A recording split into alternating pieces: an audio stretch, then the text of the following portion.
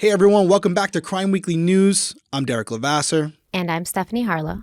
And real quickly, just want to say thank you to everyone who came out to CrimeCon.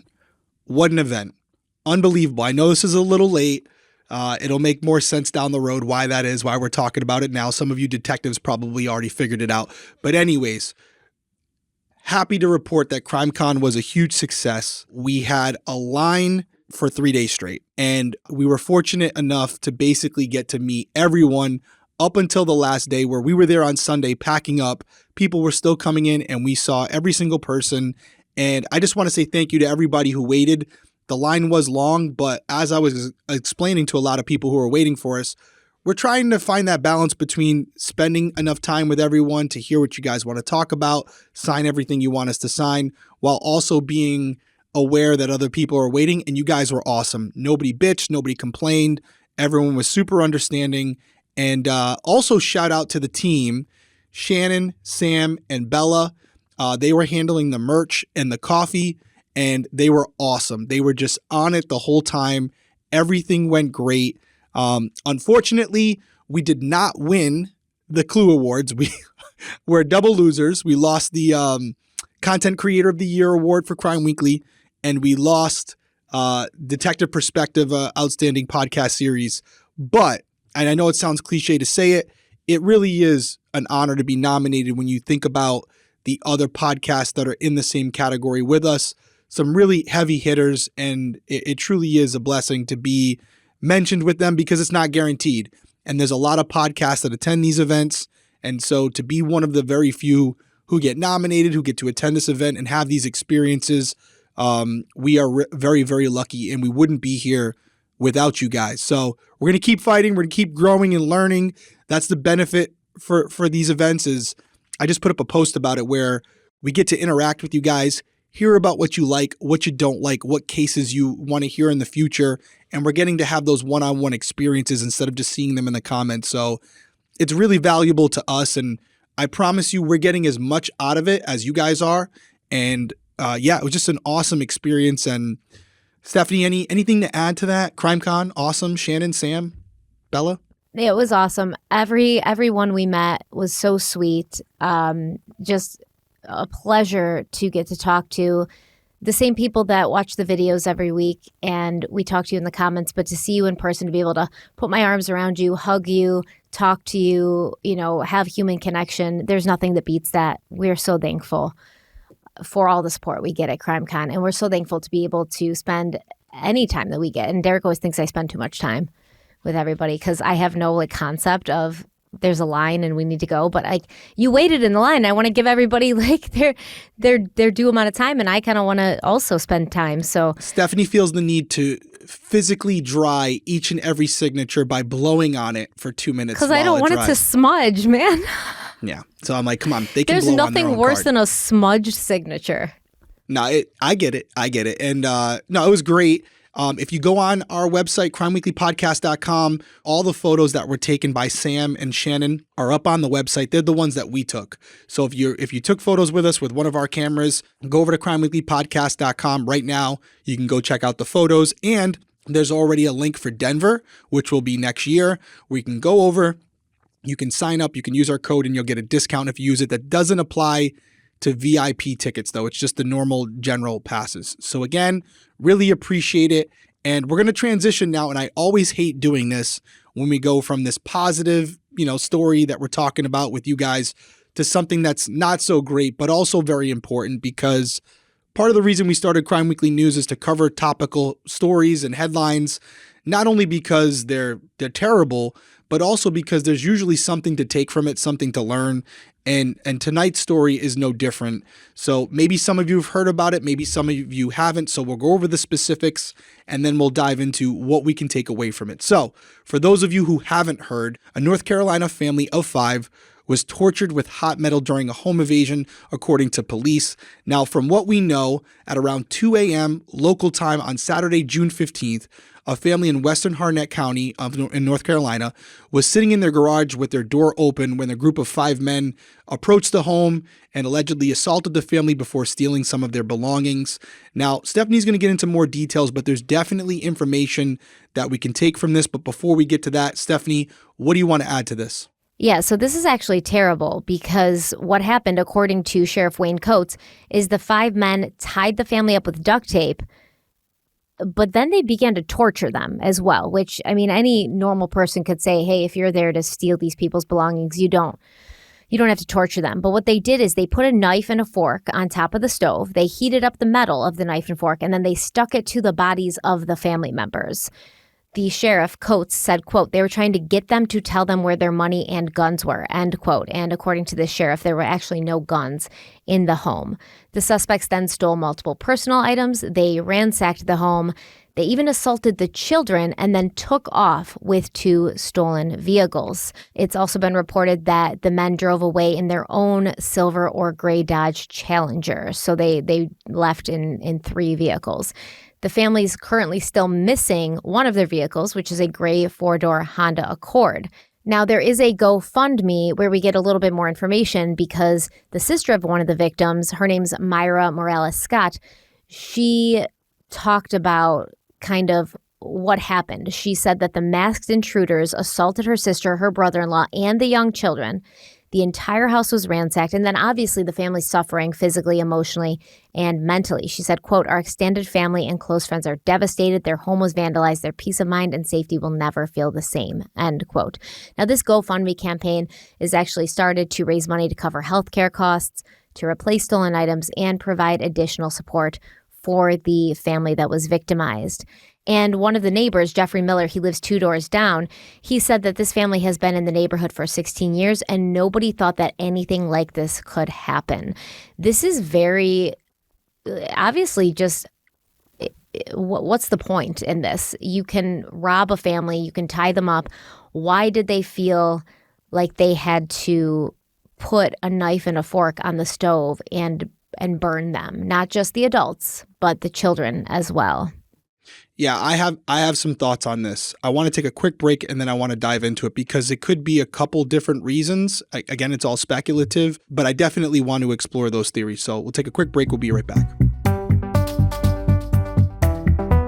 With HelloFresh, you get farm-fresh, pre-portioned ingredients and seasonal recipes delivered right to your doorstep. You can skip trips to the grocery store and count on HelloFresh to make home cooking easy, fun, and affordable, and that's why it's America's #1 meal kit. So we love HelloFresh. I've been using HelloFresh forever, but listen, they have a bunch of new stuff now. So you can make delicious food a priority this summer with quick, convenient recipes delivered right to your door. All you have to do, and it is so simple, you just choose your meals and then select a delivery date. HelloFresh is going to handle all the meal planning, shopping, and most of the prep, so all you have to do is open your box and get cooking. This is going to help you cut down on time that you're spending in the kitchen so you can get back to enjoying the summer sunshine thanks to HelloFresh's quick and easy recipes. Every week's menu features options that are ready in just 20 minutes or less, and that's even quicker than delivery. I talked about this before, but they have these cheese and pepperoni roll-ups that you can dip in this ranch dressing, and they're so good. I ended up eating more of them than the kids did. When you sign up today, you're going to unlock free appetizers for life, so you can get the party started and enjoy a little pre-dinner treat with an appetizer of your choice in every HelloFresh box for free. So we definitely think you should check out HelloFresh. It makes summer easier. It makes back to school easier. It honestly makes my life easier in general. And Derek's going to tell you how. Yeah, that's right. As Stephanie just said, all you have to do is go to HelloFresh.com/crimeweeklyapps for free appetizers for life. That's 1 appetizer item per box while your subscription is active. Once again, that's free appetizers for life at HelloFresh.com/crimeweeklyapps. And that's all one word, Crime Weekly Apps. So go check them out. HelloFresh, America's #1 meal kit. Okay, so we're back. And I was thinking about this as I was reading about this story. And again, I'm going to give a couple theories, but there's also a lot of variables that we're unaware of at this point. This is an open investigation. There may be more information that if we were aware of it, it may change our opinions. But on the surface, let's talk about what transpired. This family was outside. They were in front of the garage.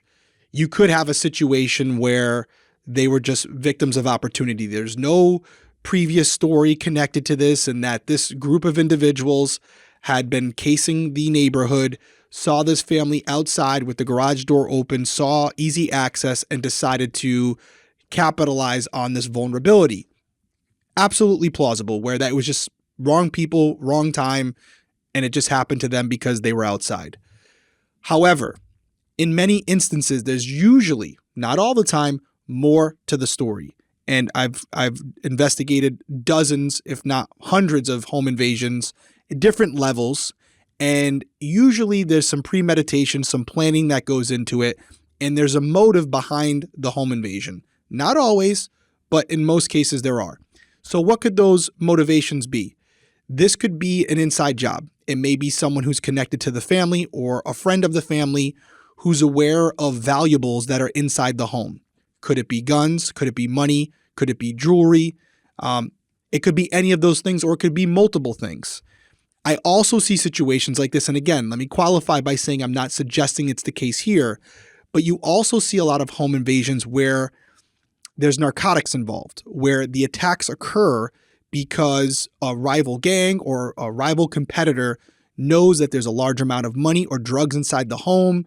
And because these individuals are facilitating some type of illegal activity, you have different individuals who are entering the home at different times of the day. They're exposed to the inner workings of the house and where things are located. They may inform other drug dealers of what's going on. And so this can be a planned attack from one competitor to another, where that's simply they're going in there to steal their product and their money. You also mentioned guns. Now, they were looking for guns, so another scenario is misidentification, wrong house. Right. It could be the exact scenario that I just described, where this group of individuals were looking for a specific home that contained drugs, guns, and money, and they accidentally went to the wrong home. Sounds stupid, but it's happened before and it's going to happen again. So without having the full details, we really don't know what transpired here, but we can take some things from it. And I tell my kids about this all the time to a lesser degree. I live in a nice area, but at the end of the day, it doesn't matter where you live. It can happen to anyone, anywhere. And if there's a vulnerability that's exposed to the public, yes, 99% of the time, it might just be your neighbors that notice it. But all it takes is that one time where someone who has an ulterior motive, who has malicious intentions, to see that vulnerability, make note of it, and then keep an eye on it for future situations. And what am I talking about here? Leaving your garage door open, leaving the gate to your backyard open, which could lead to a sliding glass door. Leaving your front door open when you have like a glass door on the front or a front screen. This is what my children are guilty of all the time. They'll keep the main door that has the deadbolt open because we have the glass door in the front that they can look out, they can wave to their friends, they can see everything that's going on. The dog likes to look out the glass door as well. It's all cute and innocent, but there's no protection there. An assailant can just break the glass, or they can just simply open the door, because my children never lock the glass door. And they always get upset with me when I'm like, what are you doing? Because I'll walk in and how did I just gain entry so easy? Like, what are you guys doing? Dad, it was only for a couple minutes. That's all it takes. Garage door is open. Front door is open. Somebody walking by with no premeditation could just say, hey, here's an easy access point. It looks like just one individual is home, or they may see just the kids in the front of the house and decide, you know what? I'm going inside. And once they're in, what do you do then? Now you're at a disadvantage because they're inside your home, and if you can't get outside, you can't gain access to anyone to let them know what's going on. So there's a lot of issues there, and I think that minimum what we can take from this is you always, and I know I'm always scaring you guys, but you have to assume the worst in these situations, and I'd rather be safe than sorry. I know it's a cliche statement, but you have to assume that it's not the people that you know you have to worry about. It's the people you don't know about. Just somebody driving by, somebody walking by. It could be someone that you've seen every day who walks their dog. You don't know who that person is. You don't know who they are behind closed doors. So when you can, you want to prevent these types of situations. And you can do that by taking simple precautions, like shutting your garage door, shutting your exterior door, making sure that your windows have some type of locking mechanism where the window can go up, but you can put those brackets at a certain height where you can still open the window, but especially the windows on the first floor, even if they're open, they can't go far enough where another human being could climb through them, especially if you have air conditioning units that, you can just kick in. That's a big thing that we see on first floors where if you don't have central air, you could have a unit that could be pushed in and that would be easy access for an offender. So there's a lot of things that we can do to mitigate these types of circumstances. And that's really why we're here. That's really why we're talking about it. I was thinking like maybe it's drugs and it was just kind of a crime of opportunity where they're driving around and like, oh, we got to get money. We got to get drugs. We got to get something we can sell for drugs. And they happen to see this family with the garage door open. Possible, yeah. So it's like, oh, well, here's, maybe they have money. Maybe they have drugs. And it wasn't really like they knew for sure that they did. Correct. But it was like there could be a potential that they do. And we're going to torture them until we get an answer because this is like an act of desperation, it looks like. Yeah. And you bring up a great point there where not only did they go into the home, but it does appear from what we're being told that there was some type of torture being conducted through a very poor interrogation tactic where they were assaulting the children and the adults and probably assaulting the children to elicit a specific response from the adults, right? Like if the adults weren't willing to give up their information on their own, one way you could do it is by punishing the children in front of them. It's terrible to think, but it does sound like that happened, which is why I tend to believe there's definitely more to this story. It sounds like these individuals felt like they knew what was in the home. Again, it could be the wrong house, but it sounds like they were searching for something specific. And as it said in the article, they were requesting guns, which weren't there. So they went into this house under some type of pretense that they were going to get a particular item, and it looks like it was firearms. So they appeared to have escalated their interrogation tactics when they didn't get what they wanted. And I'm really interested to hear what comes out of this story because I think we're just scratching the surface. And I want to just say it again and reiterate it. By no means am I suggesting that this family did anything wrong. I don't know them. I don't know the specifics of it, but there's definitely something going on here. And it may have nothing to do with the actual family, but maybe the offenders involved where, again, wrong place, wrong time, or they, like you said, they were in desperate need of something they could sell or they needed money. And this house was the first one they saw that had a vulnerability. So I'm really hoping we catch them, not only so they're held accountable for what they did, but also so we can find out more about their motives and maybe use that information to prevent this from happening to someone else. Yeah, I think that at the end of the day, like I said, torturing people with hot metal and doing it to kids, it feels like an act of desperation. It feels like they just didn't know whether or not this family had anything, but because it was 2 a.m., which, I mean, how many people are sitting in the garage with the door open at 2 a.m.? Probably not a ton. It was 2 a.m. They don't even have to really put a lot of effort into a home invasion. They walk up to this family with the garage door open, force them inside. They don't have to break in. They don't have to break any windows. They don't have to kick in any doors. So I don't know. It's very sad. Absolutely agree. Nobody wins here, even if the guys are found who did this. And we're going to keep updated on it. If there's any future information that comes out about it, please let us know in the comments. If we hear about it first, we will let you guys know. Because again, not only do we want justice for the family, we also want to know the why behind this. So again, we can learn from this experience and better protect the people that we care about. But we will make sure to include the link to the GoFundMe account in the description box below if you would like to donate.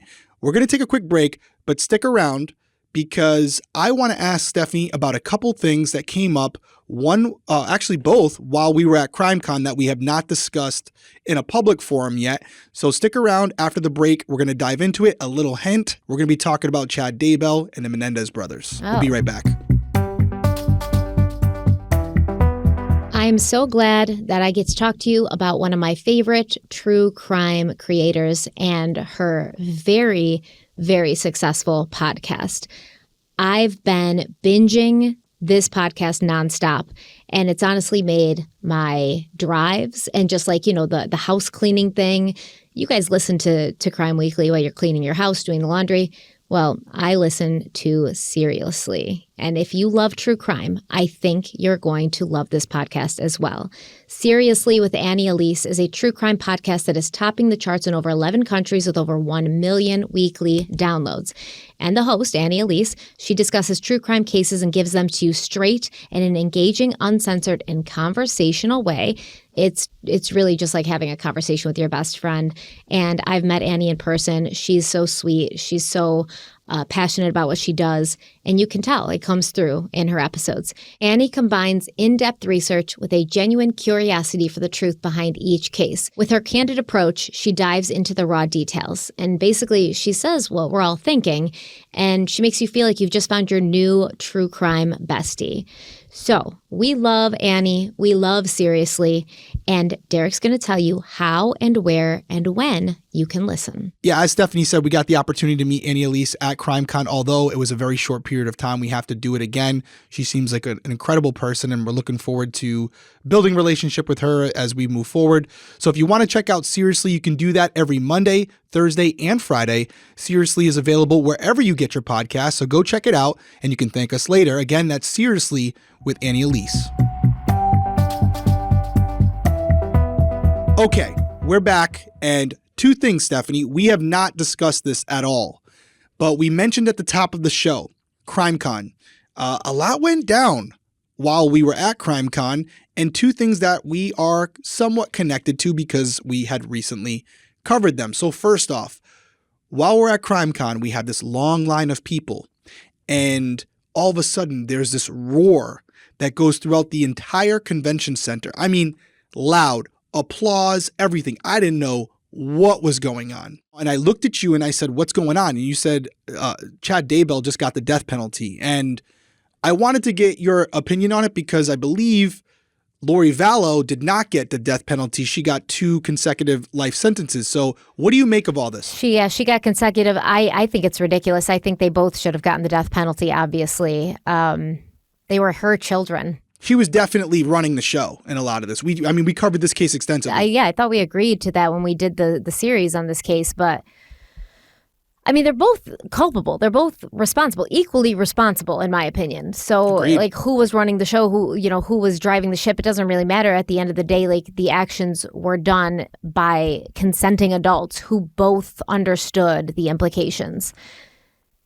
There's nothing in me that thinks Chad Daybell is more culpable than Lori Vallow, but I don't understand what the reasoning is for it. Yeah, I was obviously not tuning into the trial too much, but my guess would be Lori may have done some of the planning, but Chad Daybell actually carried out the physical act. Mm-hmm. So maybe that's why. Yes, I get it, but still. No, I'm with you. Like if I'm involved in a robbery and someone goes, and I'm just the driver, and someone goes in and kills the cashier, in some instances, the driver can be held just as responsible as the shooter and can be given the same sentence. So I don't know. I'm with you. Based on everything we covered, it seemed like she was really heavily involved with everything that transpired. And I don't even know if these things happen if she's not involved. She was very manipulative, handling a lot of this, and kind of, in my opinion, the brain behind all of it. So to think that she got 2 life sentences and he's getting the death penalty, it seems like, maybe they got that wrong. But I will say this. I almost feel like Chad might be getting off a little easier because I don't know what's worse, the death penalty or being in prison for the rest of your life when they're relatively young. I say that because I'm 40. I want to pretend like I'm young. Yeah, it's relatively. But I mean, I don't know. I don't know what I would want more to be in prison for the rest of my life without the possibility of getting out, or just, a 5-minute thing where the lights go out and that's it, game over. So depending on where you fall on that, you may be on one side or the other. But we always tell you we're going to keep you updated on these cases, especially the big series that we do. And that was the latest update, and it just so happened while we were at CrimeCon. So and I put it on Instagram. Yeah.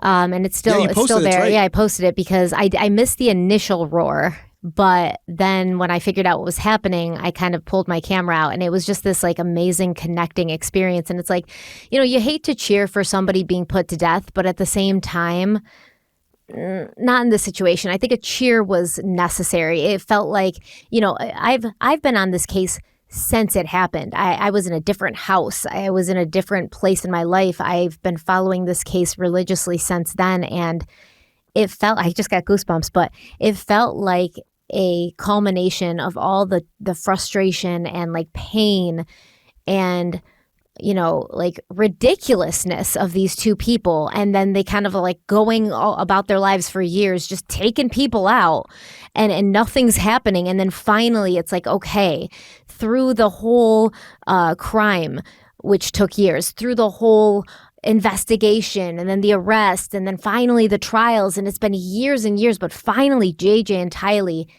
have justice. And it's not enough. It's not enough. Because these were two innocent children who became the victims of, I'd like to say they were crazy, but I think they're just evil people. And they didn't ask for this and they didn't want this and they had their whole lives ahead of them. And so when I say like it's some sort of justice, it's the only one that they are allowed to now. But what they should have had was their lives to live. Yeah, I think overall we met a lot of people at CrimeCon, and there's a lot of parents there, and I think that's what the cheer was. It wasn't necessarily because someone was sentenced to death. It was that. Yeah, and it did feel weird, like, oh, are we cheering for this? But that's no, it was more justice for the kids. Yeah, that's how I took it. More justice for the kids that were taken from us all too soon. But I want to switch gears. One more thing before we go tonight, in the same vein of CrimeCon, but also another case that we had just covered extensively, the Menendez brothers. There was another form of breaking news that only was known to people who attended CrimeCon. Now, we were at our booth. We were, meeting everyone. But then all of a sudden, we started getting rapid fire information from everyone who was coming up to our booth. And it was regarding the Menendez brothers. Mark Garagos was at the event. And apparently, we were not there, but he was doing some type of speaking engagement. And he actually got, I believe it was Eric Menendez. Don't hold me to that. Eric or Lyle. I can't remember which one it was. Maybe Stephanie. But one of the Menendez brothers. It was Lyle. Okay, it was Lyle. Got Lyle on speakerphone at the event. So everyone was hearing him at this event. And I don't know exactly what was discussed, but I guess they're filing for some type of appeal or something along that lines. But I just found it very interesting because we were just wrapping up the Menendez series. And while we're in the other room, Lyle Menendez is on speakerphone. So a lot of you came up to us and informed us that was taking place. And talk about timing. Just an interesting turn of events at CrimeCon. It was weird because we had just finished the Menendez brothers series. And then all of a sudden, like, Lyle's on speakerphone and everyone's rushing over to tell us. And we wanted to know. And it was like very interesting. And I was like, oh, damn, I wish I could go out there and like hear. But yeah, he's apparently, he's talking about his appeal. He's talking about how he's going to fight this. And yeah, just a weird kind of thing to pop up. Yeah, we can't escape him. Sometimes I wonder if life is real, the way things happen. It's like, is somebody, like, are we in an ancestor simulation? Like, is somebody planning all this out? Like, do we even have free will? Or is this just like we're in some Sims game? And, just the things that happen sometimes are so, like, bizarre and ironic. And it's like, how? Like, the timing of this is just too odd. But yeah. Only at CrimeCon. Well, that's going to do it for us, guys. We covered a lot tonight, but we wanted to play a little catch up. And we will keep you updated again on the headlining story that we talked about tonight regarding the family. If there's any updates in that case, we will let you know. Way down in the comments below, what do you think about Chad Daybell's sentencing? What do you think about Lyle Menendez being on speakerphone at CrimeCon? Do you like it? Do you hate it? We heard multiple opinions on it. You know how we feel about it. We think they're guilty of murder, but we also think based on the circumstances that they should be out by now. So weigh in down below. Let us know what you think. Like, comment, subscribe. As always, we really appreciate it. If you're listening on audio, you can leave a review. That would also be greatly appreciated. Until later this week when we start a new case, everyone stay safe out there. Have a good night. Bye.